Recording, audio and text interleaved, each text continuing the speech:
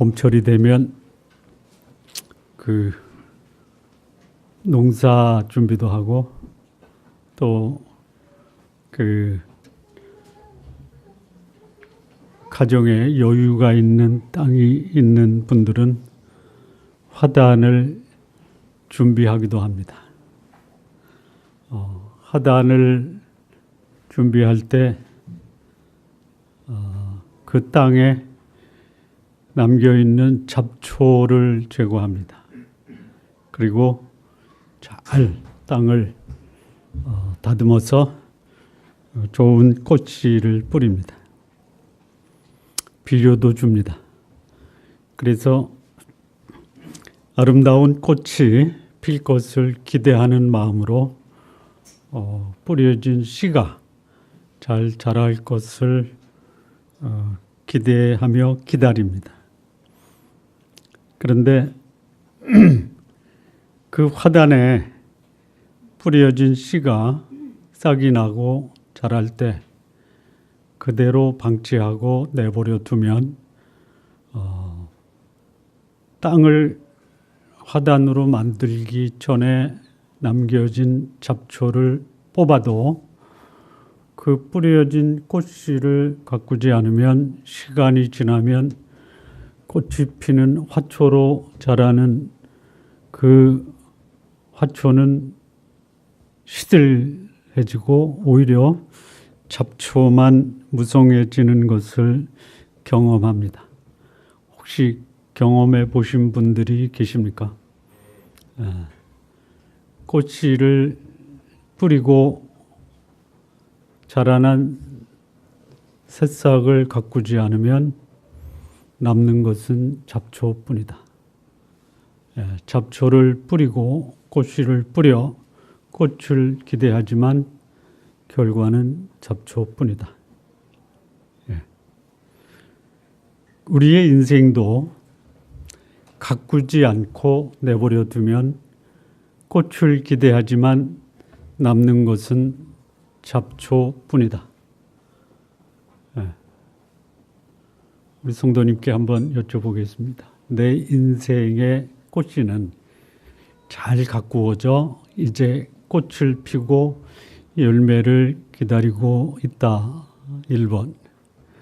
꽃씨를 뿌리고 꽃을 기대하고 열매를 기대했는데 웬걸 내 꽃밭에는 잡초가 함께 자라고 있다. 2번. 어떻습니까?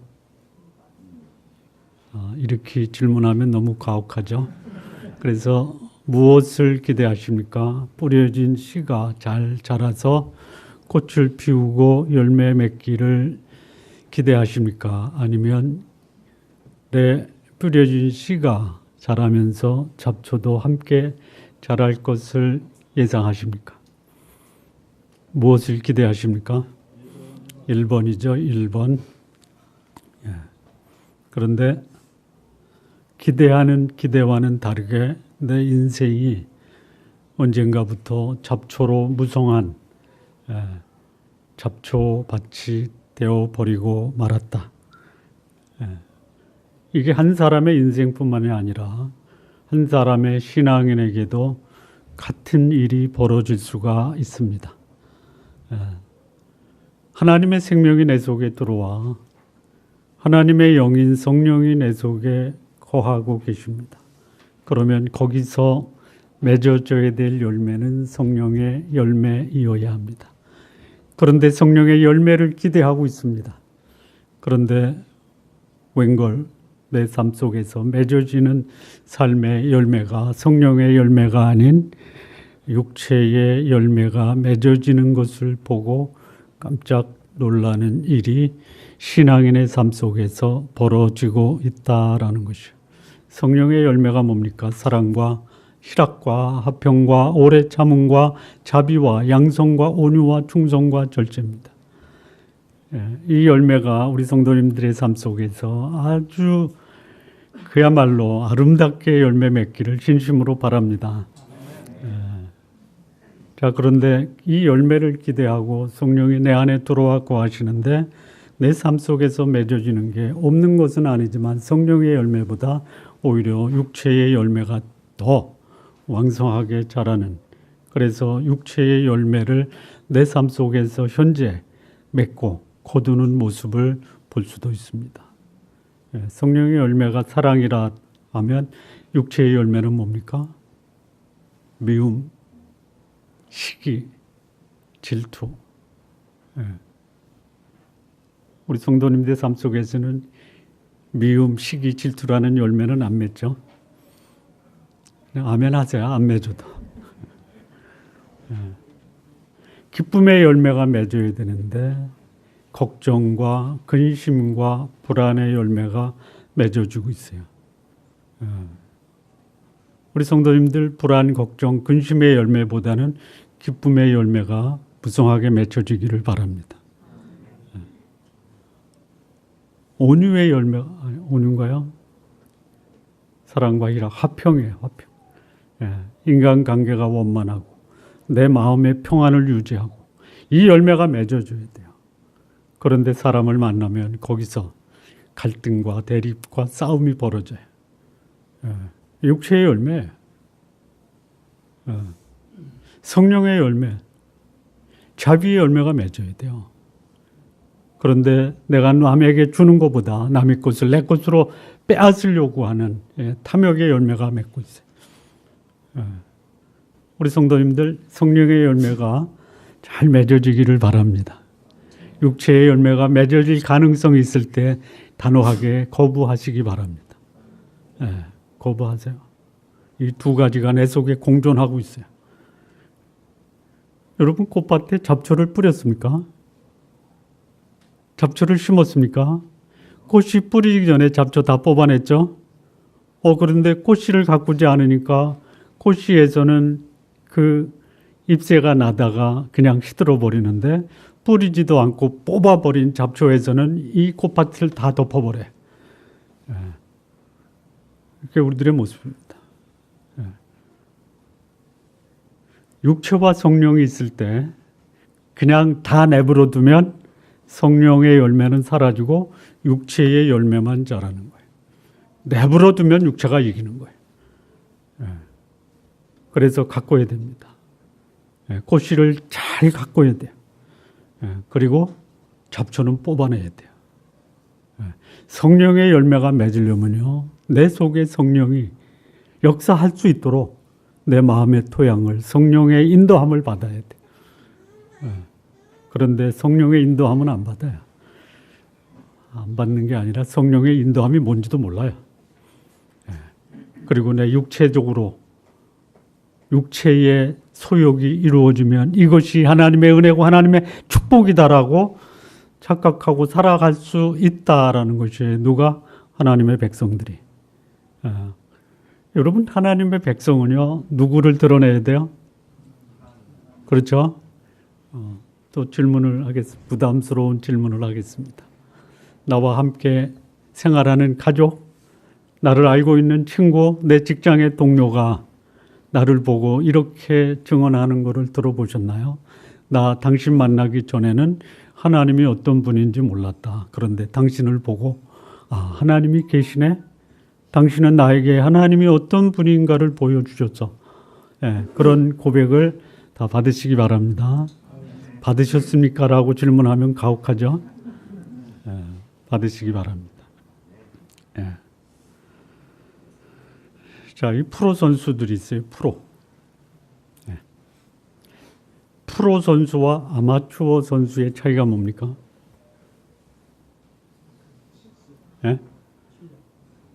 자, 프로 선수들이 골대를 향해서 골을 차면 어디에 들어가죠? 골 안으로 들어가죠. 아마추어나 훈련되지 않는 축구 시합을 하면 볼을 차면 어디로 가죠? 찬 데로 가요. 엉뚱한 데로 가는 거예요. 무슨 차이죠? 훈련의 차이예요. 훈련의 차이입니다. 좋은 열매를 기대했는데 잘 가꾸지 않으면 꽃이 피는 화초는 사라지고 잡초만 남아요. 골대를 향해서 볼을 찬 축구 선수들이 훈련되고 숙달되면 골로 들어가요. 그런데 골은 원하지만 볼을 찼을 때 이상한 데로 가는 거예요. 이 차이가 뭡니까? 훈련의 차이. 신앙생활에서 성령의 열매를 맺기를 원해요. 그런데 육체의 열매만 맺는 거예요. 왜 그러죠? 전혀 훈련이 안 된 거예요. 신앙생활이 무슨 훈련이냐? 신앙생활은 훈련입니다. 예수님이 3년 동안 공생애 하시는 동안 그분이 남기신 것이 뭐냐? 제자들이에요. 뭐 하셨죠? 훈련하셨어요. 훈련. 훈련되지 않는 사람은 그라운드에서 뛸 만한 자격이 안 된다. 또 기회도 안 준다. 그라운드에서 관중을 열광시키고 함성을 지르게 하는 것은 훈련된 선수들의 꼴이에요. 꼴. 우리 성도님들 관중들을 환호하게 하는 프로 선수들이 되길 바랍니다.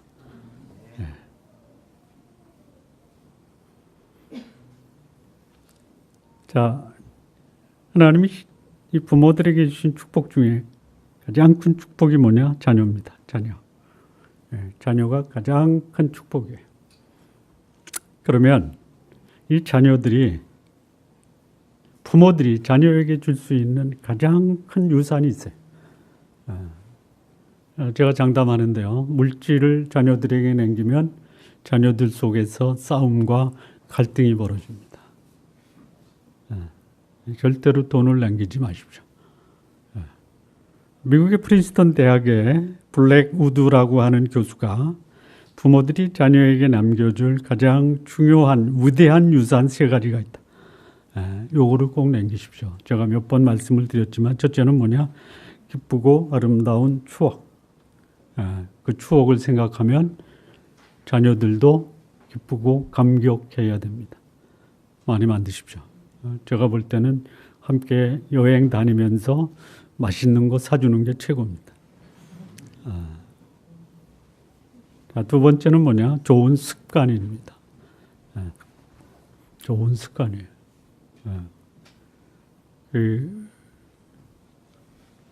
미국에 있는 한국인 중에 가장 높은 지위에 오른 분이 차관까지 오른 분이 있어요. 차관. 강효구 박사는 차관보를 했고요. 차관까지 올라간 분이 있어요. 그 집안은 엄마 아빠도 박사고 자녀도 다 박사예요. 근데 무슨 습관을 남겼냐면요. 가족들이 모이면 그 집에 독서실을 만들었어요. 독서실. 그래서 아이들이 학교에서 갔다 오면 부모도 책상에 앉아서 책 보고 자녀들이 자연스럽게 이 서재에 모여서 책 보는 거예요. 그리고 거기서 토론하는 거예요. 이 좋은 습관입니다. 이 습관을 자녀들에게 남겨줘야 돼요. 3번째는 뭐냐? 높은 이상과 가치입니다.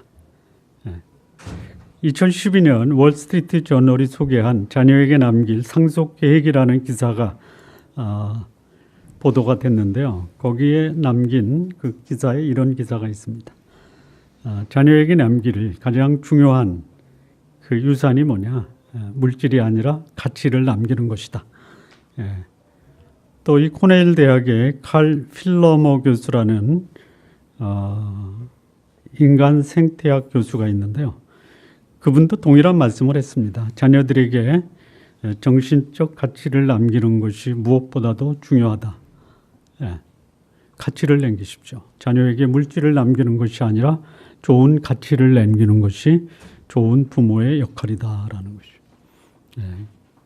자, 가치가 뭡니까? 가치가 뭡니까?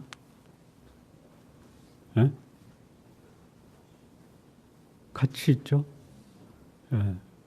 이 가치라는 것이 영어로 value입니다. value. 이 value에서 나온 것이 뭐냐면 valuable이라고 그래요. 그러니까 가장 소중한 것이에요. 가장 소중한 것이 가치예요. 그런데 이 가치는 뭐냐면요. 한마디로 말씀드리면 어떻게 살 것이냐라는 행동 기준이 가치입니다. 삶의 위기, 위험, 그리고 극복해야 될 난제들이 인생 도처에 널려 있어요. 이런 환경을 어떤 관점에서 볼 것이냐, 어떻게 대응할 것이냐, 그리고 어떻게 극복할 것이냐, 어떻게라는 것이 뭐냐, 같이. 우리 신앙의 부모님들이 자녀에게 문제가 생겼을 때 우리 자녀들과 함께 하나님이 이런 상황에서 이렇게 말씀하죠. 우리 이 문제를 놓고 하나님께 기도하자. 이거 그대로 전달이 되는 거예요. 자, 그런데 신앙의 부모들이 자녀들에게 좋은 이상과 목표를 삶의 모본으로 자녀들에게 남기지 않으면 이 부모가 떠나면요. 자녀는 부모들이 가졌던 신앙과는 전혀 상관없는 전혀 다른 삶을 살 수 있다라는 것이죠. 전혀 다른 삶을 살아요. 여러분이 살아있을 때는 자녀들이 여러분을 따라서 함께 신앙의 공동체 안에 머무를 수 있는데 여러분들이 세상을 떠난 다음에도 자녀들이 신앙 안에 머물 수 있느냐? 이거는 모르는 일이에요. 자, 오늘 이 본문에서 보면 여호수아 세대가 떠나요. 그런데 떠나고 났더니 다음 세대가 전혀 여호와를 알지 못해요. 그리고 그 주변 사람들이 섬겼던 그들의 신, 소위 바알과 아스타롯을 섬겼다 그래요. 그래서 그 결과가 뭐냐? 하나님이 그들에게 진노하시고 그들에게 재앙을 내리시고 그리고 그들의 삶 속에 괴로움이 심하였다. 여러분, 물질적으로 좀 부족할 수 있어요. 사회적으로 지위가 낮을 수 있어요.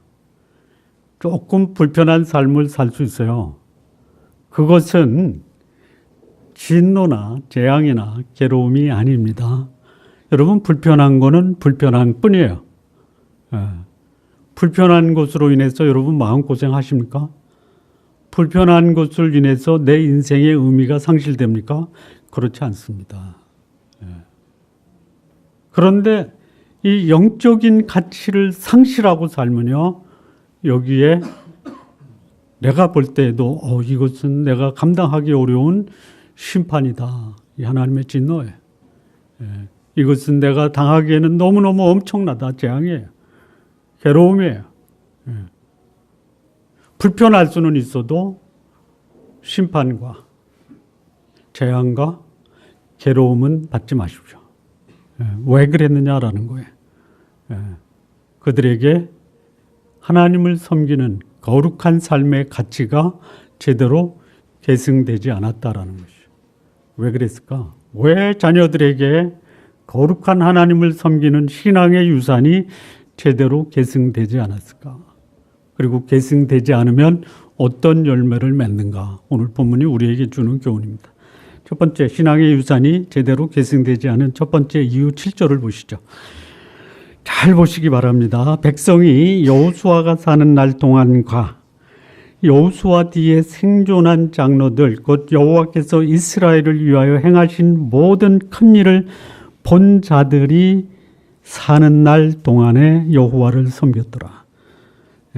요거를 뒤집어서 다시 한번 각색해서 읽겠습니다. 백성이 여호와가 죽고 난 후 여호수아 뒤에 살았던 장로들이 세상을 떠난 후 이스라엘을 위해서 여호와께서 행하신 모든 큰 일을 보지 못하던 자들이 세상을 떠난 후에 다음 세대는 여호와를 버렸더라. 이 얘기입니다. 순식간에 벌어지는 일이에요. 왜 신앙의 유산이 제대로 계승되지 못했느냐? 다음 세대가 기성세대로부터 아무런 것을 배우지 못했다라는 것이죠. 우리 성도님들 잘 명심하십시오. 내가 신앙생활 잘하면 자녀들은 자연스럽게 좋은 신앙인으로 성장할 것이다. 그랬으면 좋겠죠. 그렇게 될 것을 기대하십니까? 아니면 내 자녀들을 생각하면 막 걱정이 앞섭니까? 쟤들이 나를 위해서 제대로 신앙의 유산을 이어받고 경건한 신앙인으로 성장할 것인가라는 그런 벅찬 기대와 감격이 있습니까? 아니면 저거 내가 살아있을 때는 그래도 교회 나오는데 내가 세상 떠나면 저희들 어떻게 될까 걱정이 앞서십니까? 예? 어떠세요? 후자? 둘 다 기대 반, 우려 반. 예, 여러분 우려 반을 기대로 다 바꾸시기 바랍니다. 어떻게 해야 돼요? 어떻게 해야 돼요? 가르치셔야 돼요. 가르치셔야 돼요. 예. 기도하시면서 가르치세요. 기대하시면서 가르치세요. 기회 있을 때마다 가르치십시오. 하나님이 모세를 통해서 이스라엘 백성에게 남기신 하나님의 교훈이 뭐냐? 이 율법책을 내 자손들에게 가르치라. 앉았을 때든지 서 있을 때든지 길에 행할 때든지 누웠을 때든지 일어났을 때든지 이 말씀을 가르치라 이거야. 먼저 이스라엘 백성이 하나님의 음성을 듣고 들은 그 말씀을 자손들에게 앉았을 때, 서 있을 때, 누웠을 때, 길을 행할 때, 밥 먹을 때, 여행 갈 때 계속 그 말씀을 가르치라 이거예요. 훈련되지 않는 자녀들 결코 부모가 남긴 그 유산과 가치를 그들의 생애 속에 실현하기가 어렵다라는 것이. 물론 하나님의 특별한 은혜가 있다면 부모로부터 신앙 교육을 안 배워도 우리 부모님은 전혀 신앙이 없었는데 내 때에 하나님이 은혜를 주셔서 하나님을 섬기고 하나님을 믿고 하나님을 배우고 하나님을 경험케 해서 내 자손들에게 내가 경험한 하나님을 계승시킬 수가 있어요. 이게 은혜입니다. 이게 은혜예요. 자, 이 여호수아가 떠날 때 한 그 마지막 유언을 보면요. 이래요. 여호수아 24장 15절 잘 보십시오. 만일 여호와를 섬기는 것이 너희에게 좋지 않게 보이거든. 여러분 이런 말을 할 수 있어요. 자녀에게 얘들아 네 엄마 아빠가 섬겼던 하나님이 네 눈에 좋게 보이지 않으면 이렇게 자녀들에게 말할 수 있어요? 예? 그렇게 보일 수 있어요. 우리 부모가 믿는 하나님 진짜 이거 뭐 거지 같은 하나님이다. 이렇게 믿지 마십시오. 여기 여호수아가 이스라엘 백성 그런 말을 하는 거예요. 예? 여호와를 섬기는 것이 너희에게 좋지 않게 보이거든. 이게 여호수아가 이스라엘 백성에게 하는 말이에요. 어떻게 그렇게 말할 수 있어요? 혹 내가 너희들 볼 때 하나님 믿는 게 거지 같아도 나는 거지같이 믿어도 내가 믿는 그 하나님은 거지가 아니야. 네 인생을 맡길 수 있는 가장 위대하시고 전능하시고 창조주시고 너를 너보다 더 잘하시고 너를 너보다 더 사랑하시는 분이야. 그분 떠나지 마. 이렇게 얘기해야 되는 거 아니에요? 근데 어떻게 이렇게 얘기해요? 다시 한번 읽겠습니다. 만일 여호와를 섬기는 것이 너희에게 좋지 않게 보이거든. 그 다음에 또 더 웃겨요. 이 여호수아가 한 말이에요. 너희 조상들이 강 저쪽에서 섬기던 신들이든지 또는 너희가 거주하는 땅에 있는 아모리 족속의 신들이든지 너희가 섬길 자를 오늘 택하라. 이렇게 유언을 남겨요. 이렇게 남기지 마세요. 뭐 한 거예요? 이스라엘의 기성세대가 다음 세대에게 제대로 신앙의 유산을 안 가르친 거예요. 그냥 네 눈에 좋은 대로 살아. 강 건너 이 저게요 아브라함이 섬겼던 우상이에요. 또는 이 땅에 들어온 아모리 백성들이 섬기는 바알과 아스토롯을 섬기든 네가 택해라. 나는 별로 관여하지 않겠다. 이렇게 유산을 남기면 자녀들이 얼씨구나 하고 아닙니다. 우리는 여호와 하나님만 섬기겠습니다. 이렇게 하겠냐라는 거예요. 그러면서 또 이렇게 얘기합니다. 나와 내 집은 여호와를 섬기겠다. 지금 여호수아의 책임이 자기 집안만 책임지라고 하나님이 여호수아를 그 민족의 지도자로 세웠습니까? 아니에요. 이스라엘 전체의 지도자예요. 나와 내 집이 여호와를 섬기겠으니 이스라엘 동포들이요. 여러분도 강 저편에서 섬겼던 신 아니고 아모리 족속이 섬겼던 이 땅의 바알과 아스토롯이 아니라 살아계신 하나님 여호와를 섬기는 이스라엘 지파 여러분 동포들이 되시기 바랍니다. 이렇게 얘기했어야 되는 거 아니에요? 유언을. 왜 그들이 신앙의 유산이 제대로 이어받지 못했어요? 기성세대가 다음 세대에게 제대로 영적 유산을 남길 수 있는 교육이 전혀 시행되지 않았다. 물론 일부, 그 중에도 하나님이 남겨둔 자들이 있어요. 거룩한 자들이 있어요. 나중에 이 거룩한 자들이 이스라엘을 구원해요. 우리 부모님 되시는 성도 여러분, 자녀들에게 무엇을 남기실까 정리하시기 바랍니다. 여러분, 부모들이 가르치려고 해도요, 자녀들이 배워요? 배웁니까? 우리 자녀 동지 여러분, 아빠가 나한테 영적 유산을 남기겠다라고 하면 기꺼이 기쁨으로 받아들일 거예요? 아빠 나 잘해서 이렇게 하실 거야. 어떻게 할 거야? 고개를 드시고. 어떻게 할 거야? 안 들어요. 저도 자식 키워봐서 알아요. 방학 동안에 아이들 오면 아빠하고 일주일에 한 번 만나서 같이 말씀 공부할래? 그냥 주일날 설교 들을 거예요. 그럼 설교는 제대로 듣나요? 자녀 교육시키는 게 쉬운 게 아니에요. 쉽지 않으니까 그냥 알아서 하게 내버려 두자. 이거는 뭐예요? 내 인생 포기하는 것과 똑같은 거예요. 나 이 세상 떠나면 누구 남겨요? 자녀 남기잖아요. 남겨진 자녀는 누구예요? 나예요, 나. 나예요. 왜 그들에게 신앙 유산이 제대로 계승이 안 됐냐?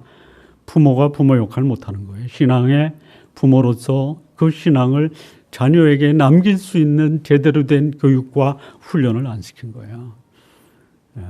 아마 자녀들이 이럴 거예요. 내가 학교에서 공부하는 것도 힘든데 엄마 아빠한테 또 교육을 받아?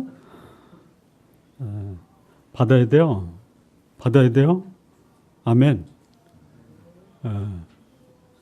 아멘.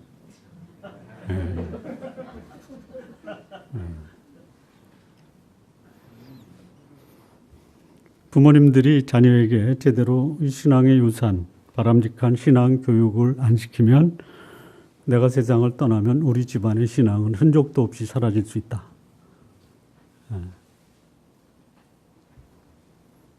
자, 두 번째, 왜 자녀들이 신앙의 유산을 제대로 계승하지 않았는가? 부모의 역할도 있어요. 또 하나는 자녀들 자체, 다음 세대가 하나님 의식이 없어요. 그리고 하나님 의식이 없으면요, 100% 불신앙으로 가는 거예요. 10절, 13절 보시죠. 10절에서 13절. 그 세대의 사람도 다 그 조상에게로 돌아갔고 그 후에 일어난 다른 세대는 여호와를 알지 못하며, 다른 세대, 다음 세대입니다. 여호와를 알지 못하며 여호와께서 이스라엘을 위하여 행하신 일도 알지 못하더라. 의식 부재예요. 그래서 11절 여호와의 자손이 여호와 목전에 악을 행하여 바알들을 섬기며 애굽 땅에서 그들을 인도하여 내신 그들의 조상들의 하나님 여호와를 버리고 다른 신들 곧 그들의 주위에 있는 백성들의 신을 따라 그들에게 절하여 여호와를 진노케 하였으되 곧 그들이 여호와를 버리고 바알과 아스타롯을 섬겼으므로. 여호수아가 남긴 마지막 유언이 뭐예요? 강 건너편에서 너희 조상이 섬겼던 신들이든지 아니면 그 땅 가나안 땅에서 아모리 족속이 섬기는 신들을 택하든지 너희들이 택하라. 누굴 택했어요? 누구를 택했어요? 그들을 택한 거예요. 바알과 아스토롯을 택한 거예요. 여러분, 이 바알은 섬길만 합니다. 여호와와 바알 둘을 놓고 그냥 일반적 관점에서 선택하라. 누가 더 매력적이고 호감을 줘요? 바알이 호감을 줘요. 바알이 뭐냐면요, 다산의 신이에요. 집안 잘되게 만드는 신이라고 믿고 있는 거예요. 수학의 신이에요. 사업 잘되게 하는 신이에요. 하나님을 보면 어떤 하나님이냐? 거룩한 하나님이에요. 자, 거룩한 하나님과 가정 잘되고 사업 잘되게 하는 바알의 신이 있어요. 사람들이 누구에게 더 호감을 가질까요? 바알이에요. 바알이에요. 예. 우리 이렇게 하나님께 기도하죠. 하나님, 요번 일은 좀 눈 좀 감아주시죠. 예, 요번만 잘 되면 다음부터는 잘 살겠습니다. 요번만 어떻게 하겠다라는 거예요? 거룩한 하나님께 타협하는 거예요. 하나님, 요번만 좀 눈 좀 감아주십시오. 어떻게 살겠다라는 거예요? 제가 제 입으로 해야 되나? 하나님, 요번은 제가 더럽게 할 테니까 눈 좀 감아주시죠. 하나님이 눈 감아주실 것 같아요? 안 돼요. 안 돼요. 다음 세대에게 신앙, 하나님을 남겨주지 않았더니요, 다음 세대가요, 하나님을 알지 못해요. 알지 못한다라는 게 아니에요. 알아요. 어떻게 알아요? 그냥, 뭐죠, 그거? 아주 표피적으로, 표면적으로만 알아요. 명목적으로만 알아요. 인격적으로, 체험적으로, 삶에서는 몰라요. 여러분, 교회에서 여러분 사랑하십시오. 제가 아무리 여기서 입에 거품을 물고 피를 토하면서 얘기해도 웃기는 소리 하고 있네 이러죠. 안 그러신가? 피를 토하면 좀 알아들으시려나? 근데요, 그냥 공허한 넋두리예요. 어떻게 하면 그래요? 네가 나한테 무슨 사랑을 보여줬어? 에? 내가 눈으로 볼 수 있는 사랑이 뭐야? 한번 보여줘봐. 말로만 하지 말고. 요게 피상적이고요. 명목적인 사랑을 외친 거예요. 녹들이에요. 배운 게 없어요. 우리 성도님들 신앙의 명문 가정을 만드시기 바랍니다. 명문 가정의 특징이 뭐예요? 두 가지예요. 소위 전통이 있어야 돼요. 또 하나는 그 집안에 문화가 있어야 돼요. 문화와 전통이 없는 가문을 가리켜 명문 가문이라고 하지 않아요. 근데 문화와 전통이 뭐예요? 그냥 이거는 나타난 표면적 삶의 형식이 문화와 전통이죠. 거기에 뭐가 있어야 돼요? 가족 구성원들 깊이 그 마음에 내재져 있는 가치가 있어야 돼요. 공유 가치가 있어야 돼요. 제가 우리 집안 얘기해서 좀 미안한데요. 우리 집안이 저는 이렇게 생각해요. 전혀 문화와 전통이 없는 가문이다 이렇게 봐요. 제가 저희 아버님한테 아버지 직계 자손은 좀 명문 가문 만들죠. 무슨 쓸데없는 소리 하냐. 이게 왜 쓸데없는 소리예요, 아버지. 아버지의 후손들이 문화와 전통을 가지고 명문 가문을 만들면 안 되겠습니까? 어떻게 하는 거야? 저한테 맡겨주시죠. 알아서 해 이러시더라고요. 그래서 우리 김씨 가문의 후손들, 제가 아버지 다음에 이제 하나 남은 2대예요, 2대. 그래서 우리 3대, 4대까지 있어요. 다 많고, 야, 우리 집안의 문화와 전통은 한 가치 위에 세워져야 된다. 뭐죠? 4가지예요, 4가지. 제가 여러 번 했는데, 첫째 뭐죠? 여러 번 들었으면 좀 그래도 나올 만할 텐데. 첫째는 뭐예요? 나로 인해서 내 주변 사람 행복하게 하자. 요 2글자로 줄이면 뭐죠? 2글자로 줄이면 뭐죠? 배려예요, 배려. 배려하면서 살자. 2번째, 하고 싶은 것보다 하지 않으면 안 될 일 먼저 하자. 이게 뭐죠? 절제예요. 3번째는 뭐냐면 가는 길 험하여도 웃으면서 가자. 이게 뭐죠? 긍정적 태도예요. 3번째. 4번째, 한 번 약속한 거 목에 칼이 들어와도 반드시 지키자. 이게 뭐죠? 책임감이에요. 근데 강조를 해요. 강조만 하는 거예요. 그럼 이건 뭐예요? 공허한 넋두리예요. 보여줘야 돼요, 삶으로. 보여줘야 돼요.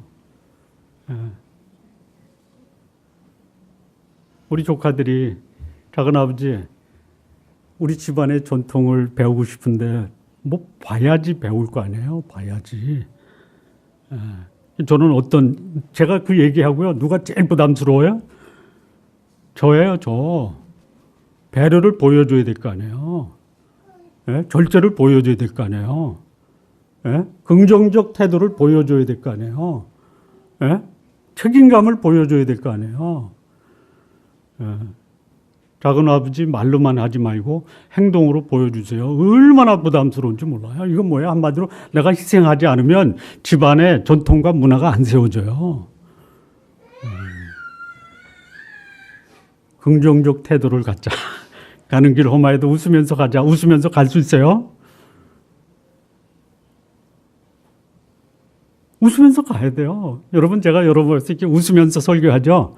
제 속에서는 어떻게 하고 있어요? 울고 있어요.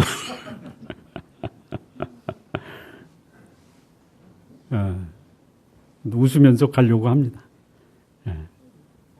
배려하는 거 결코 쉽지 않아요. 해야 돼요. 보여줘야 돼요. 왜요? 우리 집안을 명문 가정으로 세우기 위해서 그래요. 그런데 우리 집안이 바알과 아스토롯을 쫓는다. 여호와를 버리고. 그게 뭐예요? 나만 잘 되면 된다. 내 가족, 다른 가족이 어떻든 상관없다. 나만 잘 살면, 잘 먹으면 된다. 아니에요. 같이 나눠야 돼요. 이거 보여줘야 돼요.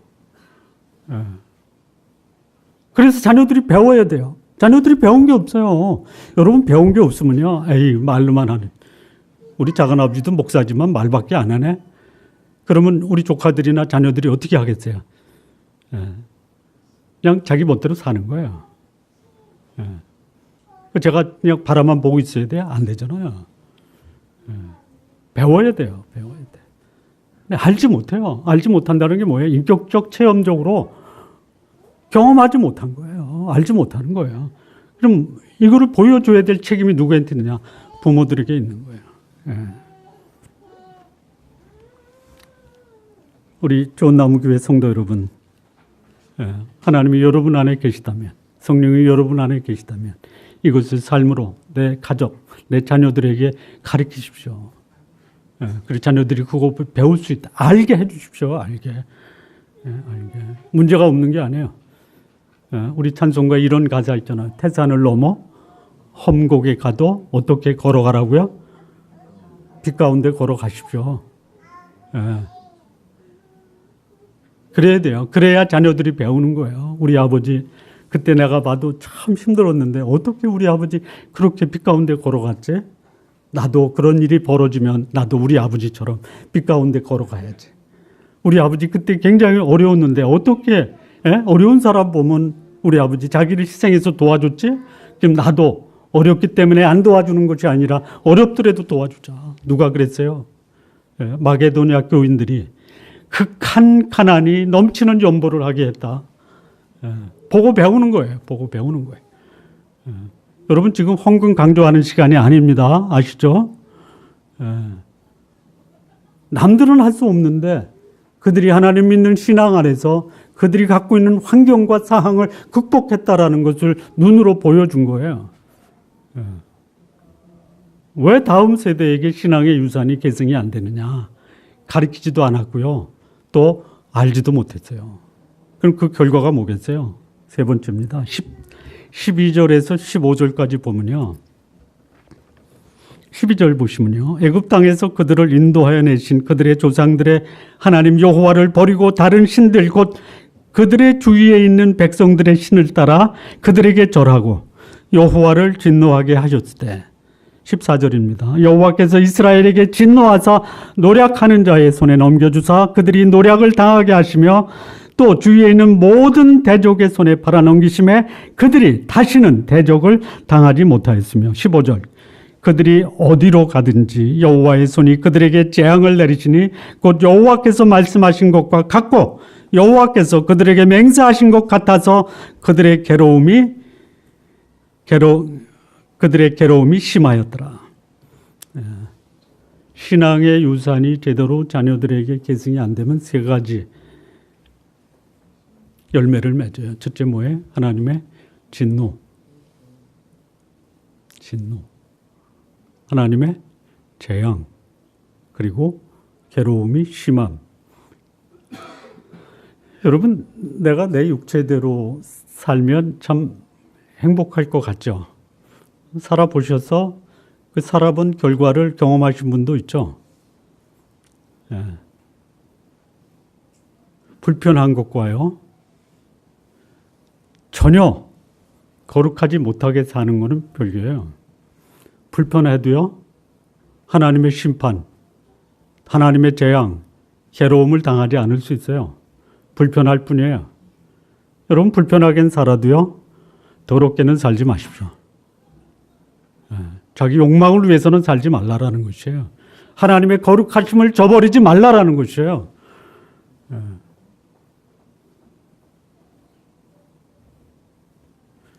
인격적이고 성숙한 부모가 자녀에게 남겨주어야 될 유산이 뭐냐? 거룩한 가치예요. 거룩한 삶이에요. 이 열매를 보면 알 수 있다고 그랬잖아요.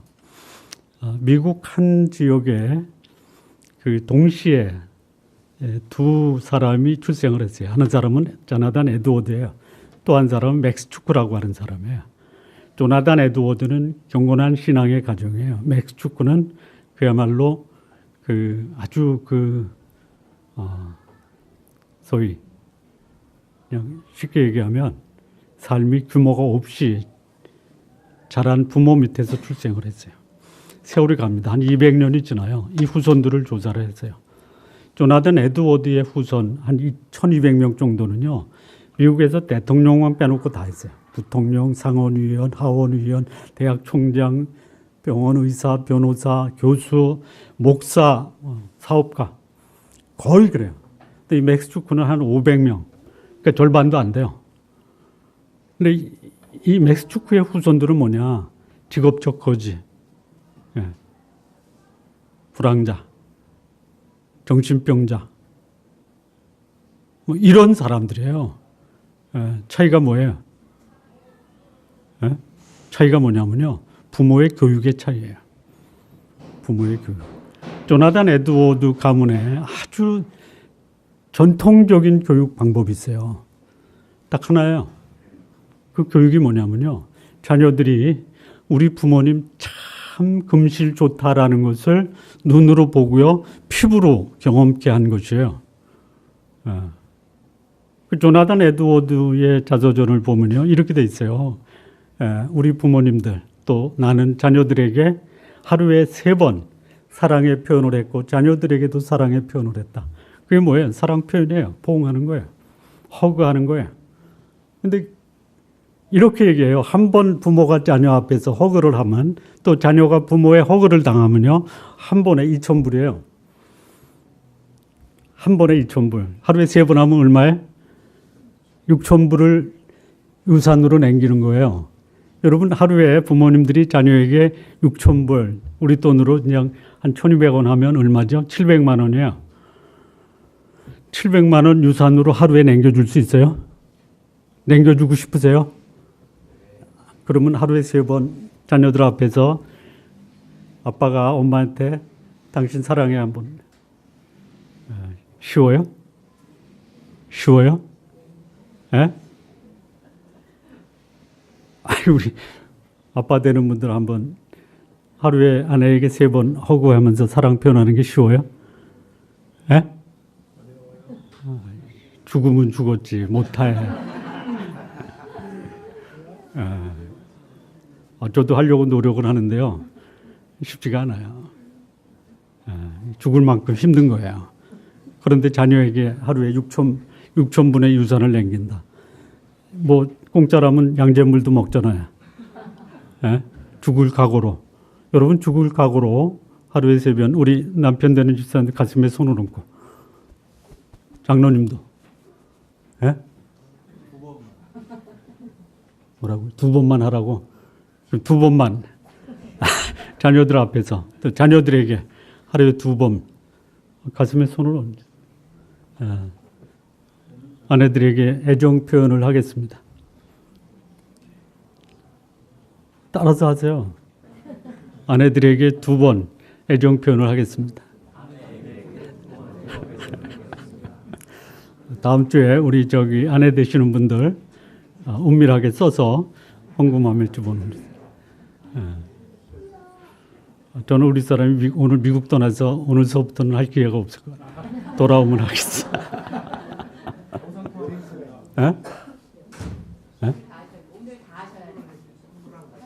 한꺼번에. 그렇게 가르치는 거예요. 그거 안 가르치면요. 자녀들의 삶에 하나님의 뭐가 온다?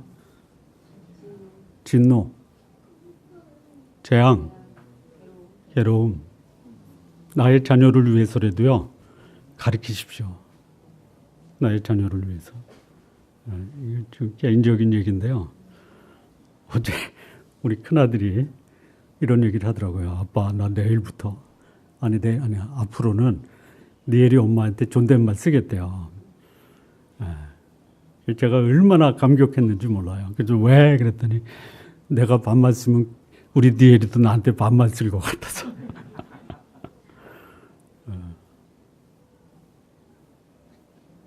존중하면서 엄마 아빠들의 살아가는 모습을 보면요, 그것이 자녀들에게 큰 축복이에요.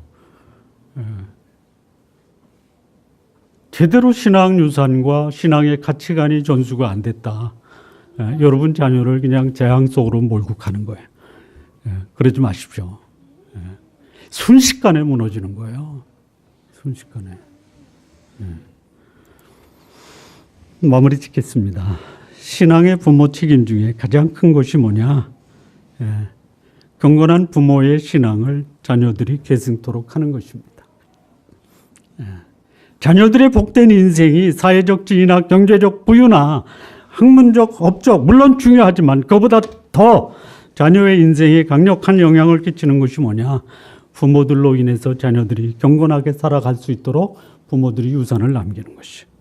우리 성도 여러분, 우리 자녀들이 조금 부족하고 조금 낮아도 자신의 삶을 하나님 앞에서 거룩하고 경건하게 살아갈 수 있는 신앙의 모본을 우리 성도님들 보여주시기를 바랍니다. 기도하시겠습니다.